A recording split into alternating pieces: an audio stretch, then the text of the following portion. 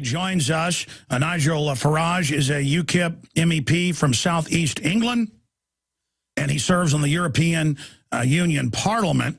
And he exposes the fact that it's the EU bureaucrats themselves that actually have set up a dictatorship, and the Parliament itself has become ceremonial, and he's now one of the leaders worldwide, globally, even more than Ron Paul, when it comes to fighting unelected global corporate governance. And I wanted to get him on to talk about UKIP also under assault and demonization, because it's the fastest growing party, second largest in the European Union, out of England right now as well. The system's really scared of them. But sir, you've got the floor here. Thank you for coming on with us. Tell us where Europe is right now. You've been predicting its collapse because of its authoritarianism, like the Soviet Union. Now it's openly saying it wants to dissolve whatever sovereignty's left of the member states. Where is the euro right now, sir? It's a mess. I mean, the currency doesn't work. And again today, we've had another negotiation for yet another set of tens of billions to be sent to the Greeks. Not, of course, that money actually helps the Greek people. It gets recycled through the Greek government straight back to French and German banks. We've got youth unemployment now in southern Europe between 50 and 60% in those southern European countries, and a massive north-south split in the European Union. I mean, basically, the economic logic says the whole thing's a failure, it should break up. But on the other hand, what we have is the political will of the project, and they have an iron grip at the moment over these ancient democracies, I'm afraid, and they are determined to keep the Euro project going, and their new plan is to strip out any remaining sovereignty that existed in those countries and vest it with unelected people based at the centre. It is a recipe for revolution, because people simply will not put up with declining living standards being imposed upon them by bureaucrats that they can't vote for and they can't remove. And you've been in the Parliament since 1999, exposing this as a very quiet voice, one of the founders of UKIP. Now, I mean, I see the news reports out of the UK. Your party is exploding. We're going to get to some of the socialist demonization and Marxist demonization of your party that doesn't want 80+% of your laws made by unelected bureaucrats in the euro. But expanding on this, you just hit the key here, Mr. Farage, joining us from England, folks, that they take the money, give it to Greece, and recycle it back to the technocratic bankers who are now appointing their own people over Italy, over Greece. I mean, you're one of the leading experts and resistors to this. Can you tell Americans and people in North America, but also our listeners in Europe and England, exactly what we're facing with this Euro tyranny and what they plan to do if they're not defeated? Well, I mean, the fact is that the banking system and politics became hand in glove, one and the same thing. And that's been a complete disaster. And the amazing thing is, I mean, we have had elected prime ministers in Greece and Italy removed by the bully boy bureaucrats and replaced by former Goldman Sachs employees. I mean, you honestly cannot believe what is going on. And their plan is to make this whole thing even worse, is to make elections in countries total irrelevancies, to build for themselves, big new palaces in Brussels, Luxembourg and Strasbourg, and so that they can be the masters. And they think, in their own sort of Walter Mitty way, that somehow they are going to become the world's global superpower. Well, they're living in dreamland, because the internal contradictions of the whole thing simply don't work. And while they're doing that, they're not just taking away democratic freedoms, they're also stripping out liberty by putting in place a system where they can monitor the internet, where they can monitor phone calls. I mean, we are heading in Europe for the Orwellian nightmare. And that isn't just rhetoric. I mean, I see the reports constantly where they're getting rid of free speech in the continent. They're trying to get rid of free speech in the UK. They are demonizing people that are just for mild national sovereignty. For U.S. listeners, I would liken you guys to kind of constitutionalist, Ron Paul-esque. You were a successful businessman and worked in the markets, I know, in your own right. You come from the real world And then we all watch and post at Infowars.com the amazing debates you have, and when you get up there and excoriate the unelected bureaucrats and they laugh at you or try to censor you, and then everything you talk about comes true. So tell us what's coming next, looking into your very accurate crystal ball. What's coming next is that despite the problems that Southern Europe has, they lack leadership to get themselves out of the crisis. We will have, within the next 2 years, under a series of proposals that come from the unelected European Commission, but supported by the current German government, a new form of banking union, economic union, fiscal union, political union, and the whole thing completely unaccountable to the electors in any member state. And I honestly believe that those southern European countries, trapped inside a currency that doesn't suit them, desperately in need of getting a devaluation and also getting back their democracy, because, of course, that acts as a safety valve. And I see the European monster getting worse over the next 2 or 3 years, and I see the suffering of people in the Mediterranean reaching a real crisis point. And I think the danger that Southern Europe faces is there could be a spark, and that spark could lead to something akin to violent revolution. And I think, frankly, the whip hand is now so firmly with the bureaucrats. You know, they hold all the cards, that possibly violence is the only way out of this. Wow, unprecedented. And I know you've spoken about this, but I've read and confirmed it.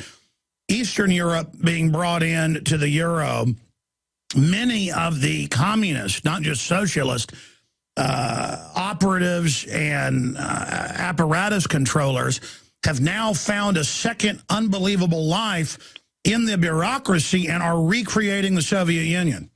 Oh, very much so. I mean, the European Commission in Brussels is stuffed with people who, before the Berlin Wall came down, prospered under the old communist system.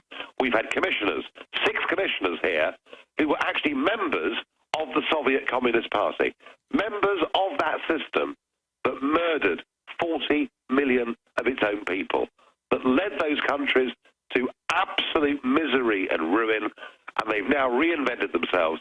And frankly, what we've got now in Europe, and certainly governed from Brussels, is an updated form of centralized demand management economy.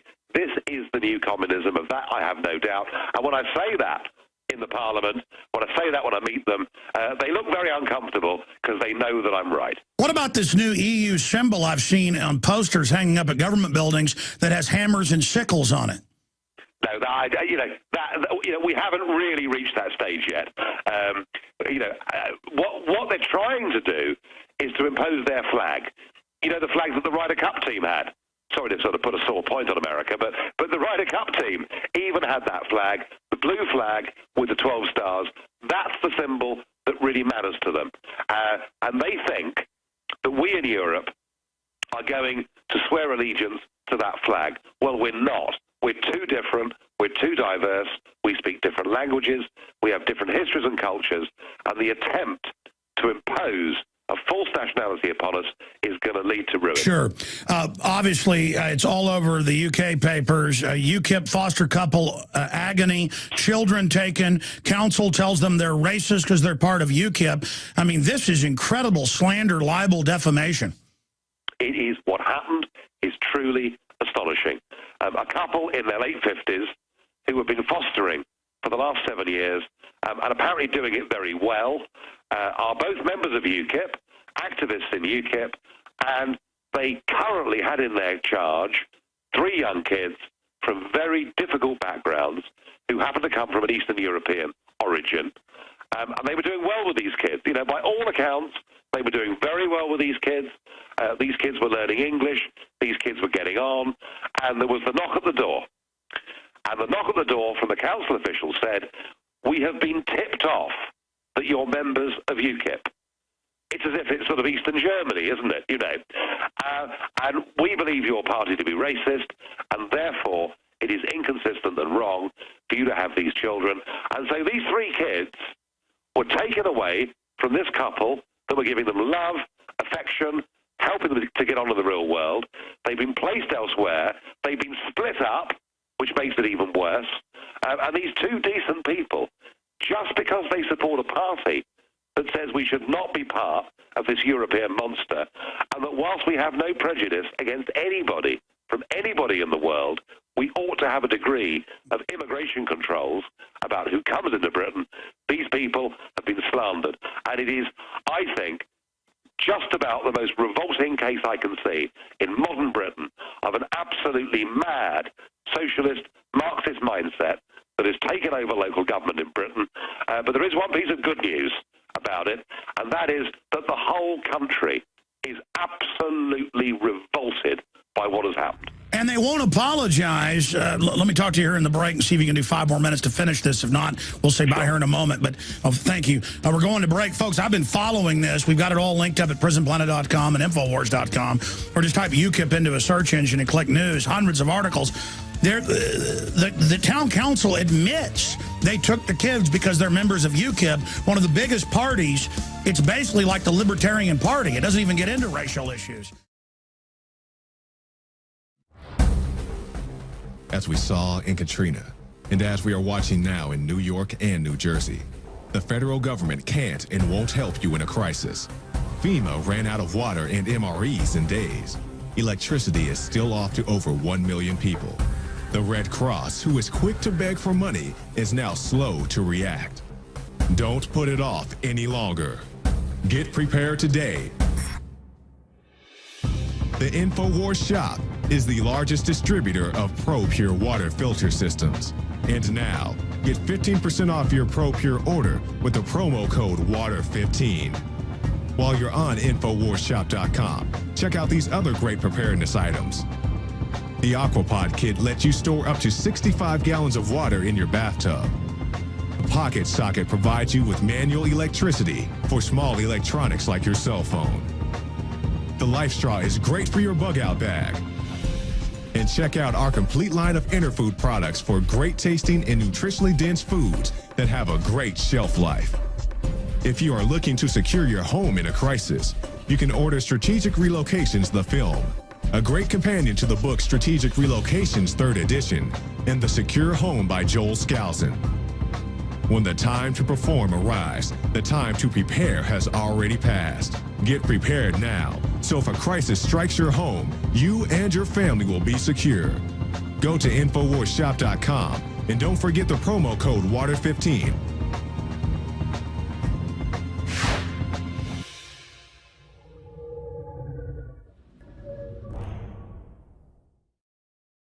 If you follow international politics that affect us here in North America, because it's all intertwined by the same bureaucrats, the same mega banks that brag they've conquered Europe and the U.S. I mean, there's headlines where they brag they took us over by fraud, by derivatives. You'll know that Nigel Farage, a member of the European Union Parliament hailing from England, from the UK, is our champion over there. I mean, he's the Ron Paul in Europe. And we're just so honored to have him here with us in this short final segment. That another guest is joining us. And, of course, it was 2 years ago that he survived an incredible plane crash. Went back on May 6, 2010. We'll actually put that news article up on screen for people. Just unbelievable photos of the plane upside down with him and the pilot, and then he actually walked out of it. Just absolutely brutal photos that we'll scroll through there for people. But you've got the floor, sir, and the time we've got left here, finishing up with this family and this new attempt to demonize that you're not putting a good face on it. It has absolutely backfired in every newspaper I've seen. Oh, without a doubt. I mean, everybody, even the left-wing press, are saying this has gone too far, this is disgusting. The trouble is, whilst there is a wall of support for what we've had to say and for this, the council in Yorkshire who did this have announced there'll be an inquiry. Now, on the face of it, that sounds good, but really, this is just kicking the can down the road. I want an apology for these parents. I want those kids to be brought back together and returned. I want these people pardoned, and I want heads to roll. And it just shows you how government works in the Western world now. The woman who made the decision to to take those kids away, working for a local council in a small English provincial town, is paid a salary of £130,000 a year. That's $200,000 a year. This woman gets paid to look after kids in Rotherham, and I want her to be sacked. I want her head to roll. And if we don't get the right redress from all of this, then I will, on behalf of this couple, take legal action, because people like this just must not be allowed to be bullied by the state. This case sums up just what goes wrong. We're very, very close now to having a thought police in our country, and I'm going to fight it with all my might. It's Joyce Thacker, Director of Children's Services for Rotherham Council. And again, this isn't you saying they took the kids because they were constitutional, you know, pro-UK sovereignty, sanity, just mainline, good libertarian folks. But, I mean, if they took these from bad people who, you know, were white supremacists or black supremacists, still you don't take their kids. Now we've gotten to the point where they're proud of it and are saying that this is the way it is. This is the thought police. Yeah, it is. I mean, it really is. I mean, this is the Orwellian nightmare come true. I think, this case illustrates just how bad, just how rotten things have become. But listen, I'm going to do my best to make sure Joyce Thacker loses that big salary she gets for not looking after kids in Rotherham. And I want this decent couple, you know, really good people who society needs, and I want them pardoned, back on the foster register. And I think also they probably deserve a bit of compensation for what they've been through. But again, they intend to stick to their guns, saying that one of the biggest parties in the UK is evil. I mean, it's clear that if these people have their way, I mean, I see them all the time calling in the UK for the arrest of people that don't believe in man-made global warming, who don't want to pay Al Gore money. Yeah, well, I mean, you know, there is a huge ideological war, isn't there, that's going on here between those of us that believe in free speech and liberty and the right that we can agree and disagree on things, and this new horrible, bureaucratic, monstrous state that is gone beyond the democratic process. And, I mean, in a sense, you know, this case in Rotherham is just a little small example of my bigger battle against the whole European monster. It's about, frankly, I believe, Alex, it is about the battle between good and evil. It is. In the 1 minute we've got left, how do people get involved who are listening in the UK to UKIP, and people in Europe who want to export these ideas of freedom against the ideas of tyranny? Absolutely. This battle is as important in every other European country as it is in the United Kingdom. If you look at ukip.org, you'll see what we're doing. It's a good website. It's updated every day. We are the campaign for truth and liberty. We've got the establishment in Westminster absolutely terrified of us. And you know what? We haven't even started yet. Worldwide, people are waking up to the globalist tyranny, and member of parliament from the UK to the EU, Nigel Farage, amazing videos as he does battle with the globalists. Thank you for the time. I know you're under the weather, and we're glad you survived that plane crash. God bless you, sir. Thank you very much. All right, there he goes, ladies and gentlemen. Wow. Let me tell you, if you don't know who that guy is, you better find out. Just dynamite the way he tears them up.